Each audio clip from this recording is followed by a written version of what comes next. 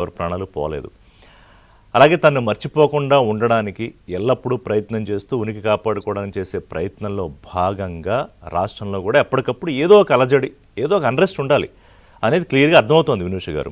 So ఇప్పుడు నా ప్రశ్నలు ఏంటంటే, మీకు కానీ మన తెలుగుదేశం పార్టీ ఆయన నజీర్ గారికి కానీ మీ ప్రభుత్వానికి కానీ, ఇప్పుడు జగన్ కుతంత్రాలకు కుట్రలకు బలవుతున్న రాష్ట్ర యువతను కాపాడేది ఎలా? ఈ సోషల్ మీడియా ఉన్మాదం, వైసీపీ సోషల్ మీడియా ఉన్మాదానికి అడ్డుకట్ట వేయడం ఎలా? మహిళలపై అనుచిత వ్యాఖ్యల విషయంలో ఫర్దర్గా ఏమీ జరగకుండా మీరు ఎలా కట్టడి చేయబోతున్నారు? ఈ శవయాత్రల పేరుతో బల ప్రదర్శనలు ఇంకా జరుగుతూనే ఉంటాయా? వినూష్ గారు.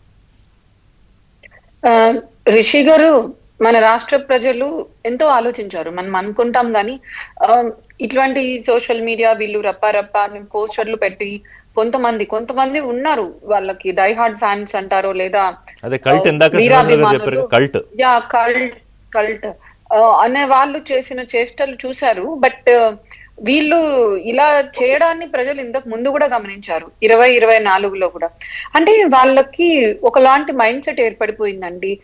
వాళ్ళు ఏమనుకున్నారంటే, మేము బటన్లు నొక్కేస్తున్నాము, ప్రజలకు డబ్బులు ఇచ్చేస్తున్నాము, సో మేము ఖచ్చితంగా ప్రజలు మాకు తిరిగి బటన్ నొక్కేస్తారు, మేము వచ్చేస్తాము, ఇంక ఎల్లకాలం అధికారంలోకి ఉంటామని అనుకున్నారు. కానీ ప్రజలు గమనించారు వీళ్ళు ఏం చేశారో ఆంధ్రప్రదేశ్ ని.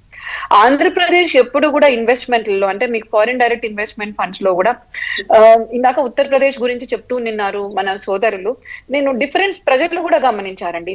ఆంధ్ర సదరన్ స్టేట్ అంటే దక్షిణ భారతదేశంలో ఎప్పుడు కూడా ఇన్వెస్ట్మెంట్లు అంత తగ్గలేదు.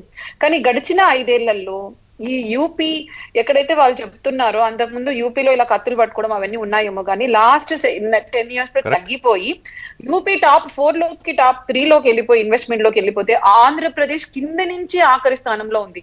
అంటే దేశం మొత్తానికి ₹1,00,00,000 వస్తే ఆంధ్రప్రదేశ్ కి 60 లక్షలు, అంటే 0.6% కూడా రాని పరిస్థితి.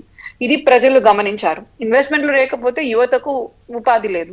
అంతేకాకుండా ప్రజలని, ముఖ్యంగా యువతిని ఒకలాంటి నైరాశ్యమే కాదు, మీరు గమనించారో లేదో, లాస్ట్ 5 years లో కూడా మీకు ఎక్కడ చూసినా విచ్చలవిడిగా గంజాయి అవన్నీ దొరికేది. ఈ 1 year లో మనం ఎక్కడైనా చూసామా?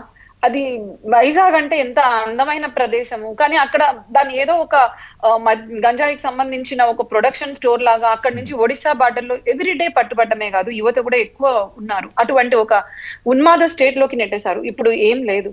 ఇవన్నీ ప్రజలు గమనించారు. ఇంతే కాకుండా అప్పుడు వైఎస్ఆర్సీపీ నేతల బిహేవియర్ కూడా, ఒకవైపు డెవలప్మెంట్ లేదు, బయటకు వస్తే పర్సనల్ అటాక్స్ చేయడం. ఎవరిని? అది జనసేన వాళ్ళు కాదు, టీడీపీ వాళ్ళని కాదండి, బీజేపీ వాళ్ళని కాదు, నేను అనుచితమైన వ్యాఖ్యలు. ప్రజలు ఇటువంటి బిహేవియర్ ని హర్షించరు.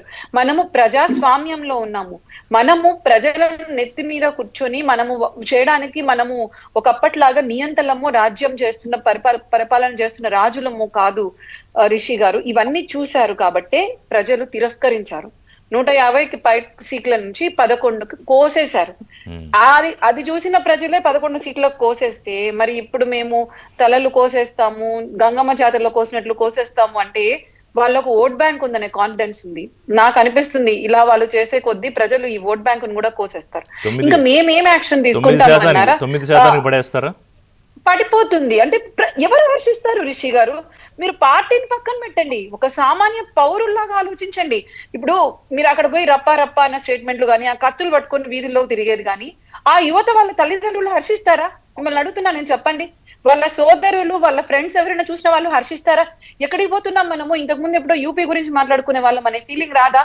కొంచెం ఆలోచించే వాళ్ళు, వాళ్ళ పిల్లలు బాగుండాలి, భవిష్యత్తు బాగుండాలనే వాళ్ళు పార్టీకి, అంటే ఇది ఎంత డేంజరస్ ప్రెసిడెంట్ అవుతుందంటే అండి, ఇప్పుడు ఈయన మాట్లాడిన మాట నేను మొన్న విన్న, అపార్ట్మెంట్లో చిన్నపిల్లలు, they are just 6-7 years or 8 years, they are using this word రప్ప ఆఫ్టర్ దిస్ ఇన్సిడెంట్. ఈ యువకులు కత్తులు పట్టుకుని తిరగడం ఒక ఎత్తు అయితే, ఆ 8-10 ఏళ్ల పిల్లల్లో కూడా ఎవరన్నారంటే జగన్ అన్నాడు, రప్ప అన్నాడు అంటున్నారు. అంటే ఏం చెప్తున్నాడు ఆయన అనేది? అదే నేను రిషి గారు, ఇప్పుడు నేను ఒక చిన్న ఉదాహరణ చెప్తాను, వాళ్ళకి మాకి డిఫరెన్స్. నిన్న పవన్ కళ్యాణ్ గారు, నెక్స్ట్ మన ముఖ్యమంత్రి గారు కూడా ఇద్దరు ఒకటే చెప్పారు, మనది మంచి ప్రభుత్వం, చేత కాని ప్రభుత్వం కాదు.